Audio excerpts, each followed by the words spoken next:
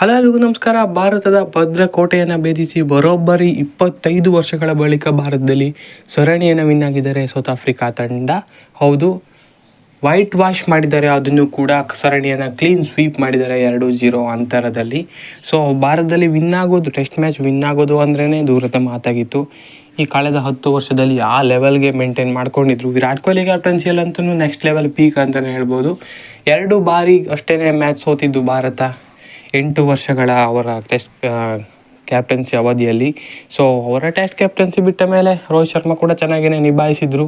ಆದರೆ ಗಂಭೀರ್ ಅವರ ಕೋಚಿಂಗ್ನಲ್ಲಿ ಇದೊಂದು ಕಪ್ಪು ಚುಕ್ಕಿ ಆಗಿದೆ. ಯಾಕಂದರೆ 3 ಟೆಸ್ಟ್ ಸೀರೀಸ್ನಲ್ಲಿ ಇವಾಗ 2 ಸೀರೀಸನ್ನು ಹೋಮ್ ಸೀರೀಸ್ ಲಾಸ್ ಆಗಿದ್ದಾರೆ. ಅದು ಕೂಡ ಸರಣಿ ಕ್ಲೀನ್ ಸ್ವೀಪ್ ಆಗಿದೆ. ವಿನ್ ಆಗಿದ್ದು ವೆಸ್ಟ್ ಇಂಡೀಸ್ ಸೀರೀಸು.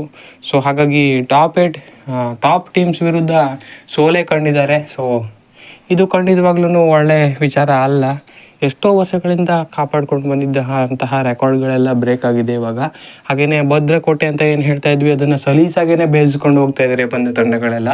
ಸೊ ಇದ್ರ ಕುರಿತು ಒಂದು ಡೀಪ್ ಡಿಸ್ಕಷನ್ ಆಗಲೇಬೇಕು. ಯಾಕಂತ ಹೇಳಿದ್ರೆ ಇನ್ನೂ 5-6 ತಿಂಗಳುಗಳ ಗ್ಯಾಪ್ ಇದೆ ಟೆಸ್ಟ್ ಮತ್ತೆ ಆಡೋದಕ್ಕೆ ಭಾರತ. ಸೊ ಹಾಗಾಗಿ ಅಲ್ಲೂ ಒಳಗೆ ಏನಾದರೂ ಇಂಪ್ರೂವ್ಮೆಂಟ್ ಮಾಡಿಕೊಳ್ಳೇಬೇಕು. ಇಲ್ಲ ಅಂತ ಹೇಳಿದ್ರೆ ಕಷ್ಟ ಇದೆ ಮುಂದಿನ ಪಂದ್ಯಗಳಲ್ಲೂ ಕೂಡ. ಯಾಕಂದರೆ ಬಂದ ಟೀಮ್ನಲ್ಲೆಲ್ಲ ಸಲೀಸಾಗಿ ಆಡ್ತಾಯಿದ್ದಾರೆ. ಅವ್ರಿಗೆ ಹೋಮ್ ಗ್ರೌಂಡ್ ಅನ್ನೋ ರೇಂಜ್ಗೆ ಆಡ್ತಾಯಿದ್ದಾರೆ, ನಮ್ಮ ಹೋಮ್ ಗ್ರೌಂಡಲ್ಲ. ಸೊ ಡಾಮಿನೇಟಿಂಗ್ ಇಂಡಿಯಾ ಏನಿದೆ ಅದು ನಮಗೆ ನೋಡೋದಕ್ಕೆ ಸಿಗ್ತಾ ಇಲ್ಲ ಇಂಡಿಯಾದಲ್ಲಿ. ಸೊ ಹಾಗಾಗಿ ಇದ್ರ ಬಗ್ಗೆ ವಿಚಾರ ಮಾಡಲೇಬೇಕು. ಸೊ ಇವತ್ತಿನ ಪಂದ್ಯ ಕೂಡ ಅದೇ ರೀತಿ ಆಯಿತು. ಇವತ್ತು ಡ್ರಾ ಮಾಡ್ಕೊಳ್ಳೋ ಅವಕಾಶ ಇತ್ತು, ಆದರೆ ಡೇ 5 ಇಂಡಿಯಾದಲ್ಲಿ ಆಡೋದು ಕಷ್ಟ ಅಂತ ನನಗೂ ಗೊತ್ತಿದೆ. ಆದರೆ ಸ್ವಲ್ಪ ಡಿಫೆನ್ಸ್ ಟ್ರೈ ಮಾಡಿದ್ರು. ಸಾಯಿ ಸುದರ್ಶನ್ ಅತ್ಯುತ್ತಮವಾಗಿ ಟ್ರೈ ಮಾಡಿದರು ಇವತ್ತಿನ ಪಂದ್ಯವನ್ನು ಡ್ರಾ ಮಾಡ್ಕೊಳ್ಳೋದಕ್ಕೆ. ಸೊ 2 ವಿಕೆಟ್ ಕಳ್ಕೊಂಡಿತ್ತು ನಿನ್ನೆ ಭಾರತ. 8 ವಿಕೆಟ್ ಉಳಿಸ್ಕೊಂಡು ಡ್ರಾ ಮಾಡಬೇಕಿತ್ತು. 90 ಓವರ್ ಬ್ಯಾಟಿಂಗ್ ಮಾಡಬೇಕಿತ್ತು. ಸೊ ಸ್ಟಾರ್ಟಿಂಗಲ್ಲೇ ಹಾರ್ಮರ್ ಅವರು ಕುಲ್ದೀಪ್ ಯಾದವ್ ಅವರ ವಿಕೆಟನ್ನು ತೆಗಿತಾರೆ. ಅದಾದ ಬಳಿಕ ಧ್ರುವ್ ಜುರೇಲ್ ಕೂಡ ಜಾಸ್ತಿ ಹೊತ್ತು ಆಡೋದಿಲ್ಲ. 3 ಬಾಲ್ಗೆ 2 ರನ್ ಹೊಡೆದು ಅವರು ಕೂಡ ಬೇಗನೆ ಔಟ್ ಆಗಿಬಿಡ್ತಾರೆ. ಸೊ ರಿಷಬ್ ಪಂತ್ಗೆ ಅಷ್ಟೊಂದು ಫಾರ್ಮ್ನಲ್ಲಿದ್ದ ಕಾಣ್ತಾ ಇಲ್ಲ. ಒಂದು ಬೌಂಡ್ರಿ 1 6 ಹೊಡಿತಾರೆ, ಆಮೇಲೆ ಔಟ್ ಹಾಕೊಂಡು ಹೋಗ್ತಾರೆ. ಸೊ ಇದೇ ಕಾಮನ್ ಆಗಿಬಿಟ್ಟಿದೆ. ಸೊ ಅವರಿಂದ ಬಿಗ್ ಇನ್ನಿಂಗ್ಸ್ಗಳು ಬರ್ತಾ ಇಲ್ಲ. ಸೊ ಹಾಗಾಗಿ 3-4 ಸ್ಪಿನ್ ಆಲ್ರೌಂಡರ್ ಆಡಿಸಿದ್ದು ಸ್ವಲ್ಪ ಮುಳುವಾಗ್ತಾ ಅಂತ ಅನಿಸ್ತಾ ಇದೆ. 4-5 ಸ್ಪೆಷಲಿಸ್ಟ್, 5-6 ಸ್ಪೆಷಲಿಸ್ಟ್ ಬ್ಯಾಟ್ಸ್ಮನ್ಸೇ ಆಡ್ತಾಯಿದ್ರು ಮುಂದಿನ ಹಳೆಯ ಕಾಲದಲ್ಲಿ. ಸೊ ಹಾಗಾಗಿ ಅದೇ ಮುಂದುವರ್ಸ್ಕೊಂಡು ಹೋದರೆ ಅದೇ ವರ್ಕ್ ಆಗ್ಬೋದು ಅಂತ ಅನಿಸ್ತಾ ಇದೆ. 3 ಸ್ಪಿನ್ನರ್, 2 ಫಾಸ್ಟ್ ಬೌಲರ್, ಹಾಗೆಯೇ 5 ಜನ ಸ್ಪೆಷಲಿಸ್ಟ್ ಬ್ಯಾಟ್ಸ್ಮನ್, ಒಬ್ಬರು ಯಾರಾದರೂ ಸ್ಪಿನ್ ಆಲ್ರೌಂಡರ್ ಆ್ಯಡ್ ಮಾಡಿಕೊಂಡ್ರೆ ಚೆನ್ನಾಗಿರುತ್ತೆ ಅಂತ ಅನಿಸ್ತಾ ಇದೆ ನನ್ನ ಪ್ರಕಾರ.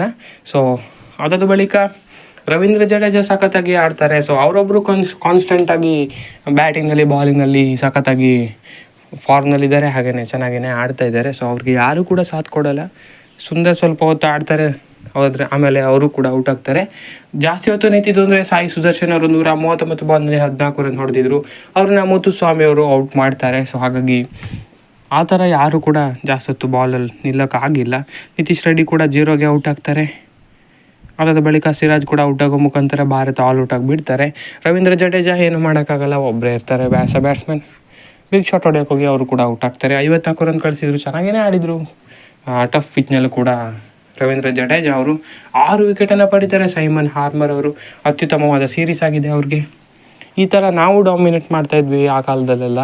ಇವಾಗ ಬಂದವರು ಡಾಮಿನೇಟ್ ಮಾಡೋದಕ್ಕೆ ಸ್ಟಾರ್ಟ್ ಆಗಿದ್ದಾರೆ. ನಮಗೆ ಹೋಮ್ ಗ್ರೌಂಡು ಅವ್ರಿಗೆ ಅಂತ ಸ್ವಲ್ಪ ಕ್ಲಾರಿಟಿ ಸಿಗಬೇಕು, ಆ ಲೆವೆಲ್ಗೆ ಆಗ್ತಾಯಿದೆ ಇವಾಗ.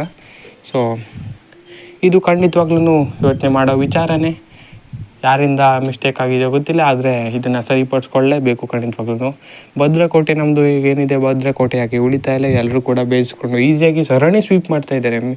ಒಂದು ಸೀರೀಸ್ನಲ್ಲಿ 5 ಮ್ಯಾಚ್ ಸೀರೀಸ್ ಆಗಿದ್ದರೆ 1 ಮ್ಯಾಚ್ ಗೆದ್ದರೆ ಓಕೆ, ಆದರೆ ಸೀರೀಸನ್ನೇ ಗೆದ್ಕೊಂಡು ಹೋಗ್ತಾ ಇದ್ದಾರೆ. ಸೊ ಇದು ಖಂಡಿತವಾಗ್ಲೂ ಒಳ್ಳೆಯ ವಿಷಯ ಅಲ್ಲ. ಸೊ ವಿಚಾರ ಮಾಡಬೇಕು ಇದರ ಕುರಿತಾಗಿ ಏನೇನು ಆಗ್ತಾಯಿದೆ ಅಂತ. ಖಂಡಿತವಾಗ್ಲೂ ಇದ್ರ ಬಗ್ಗೆ ನೋಡಬೇಕು BCCI ಅವರು. ಹಾಗೆಯೇ ಮುಂದಿನ ನಿರ್ಧಾರಗಳನ್ನು ತಗೊಬೇಕು. ಮುಂದೆ ಸೀರೀಸ್ ಇರೋದು ತುಂಬ ಲೇಟು. ಸೊ ಅದಕ್ಕೂ ಮುಂಚೆ ಏನಾದರೂ ಆಗಬೇಕಾಗಿದೆ. ಇಲ್ಲಾಂದರೆ ಈ WTC ಇವಾಗಲೇ ಅರ್ಧ ಹೋಗಾಗಿದೆ. ಇನ್ನು ಯಾರ್ಯಾರು ಹೇಗೆ ಆಡ್ತಾರೆ ಅನ್ನೋದ್ರ ಮೇಲಿದೆ, ಬೇರೆಯವರ ರಿಸಲ್ಟ್ಸ್ ಮೇಲೆ ಇವಾಗ ಅವಲಂಬನೆ ಆಗಬೇಕಾಗತ್ತೆ. ಭಾರತ ಎಲ್ಲ ಮ್ಯಾಚು ಗೆಲ್ಲಬೇಕಾಗತ್ತೆ. ಸೊ ಈ WTC ಸ್ವಲ್ಪ ಹೋದ ಆಗಿದೆ.